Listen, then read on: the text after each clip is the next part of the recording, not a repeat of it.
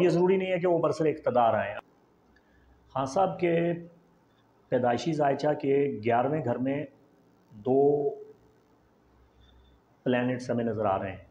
ایک پلینٹ نہیں ہے، وہ تو شیڈو ہے، شیڈو پلینٹ ہے، بلیک مون، زم، کیتو۔ 11ویں گھر کا تعلق دیرینہ خواہشات کے ساتھ ہے، خوابوں کے ساتھ ہے، امیدوں کے ساتھ ہے، اور یہاں دوست احباب کے حلقہ سرکل کے ساتھ ہے۔ خان صاحب کے دوست انہیں ڈس لیتے ہیں، بے وفائی کرتے ہیں، آپ نے دیکھا ہے کیتو کی وجہ سے ان کے دوستوں کو دھوکہ دے دیتے ہیں۔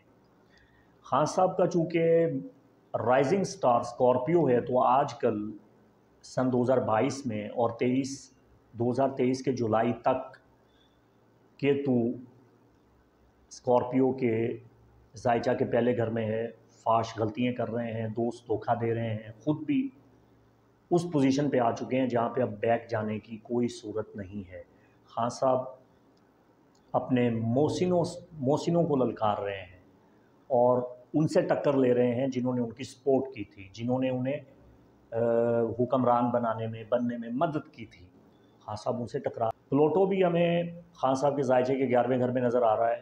بہت سے تخریب کار، پلوٹو تخریب کار لوگوں کا جم گھٹا ہے۔ ان کے دوستوں میں ایسے تخریب کار لوگ، جرائم پیشہ لوگ، کرمنل لوگ موجود ہیں جنہیں وہ پہچان نہیں رہے۔ دوست دشمن کی پہچان انہیں ابھی ہو رہی ہے، آہستہ آہستہ ہو جائے گی۔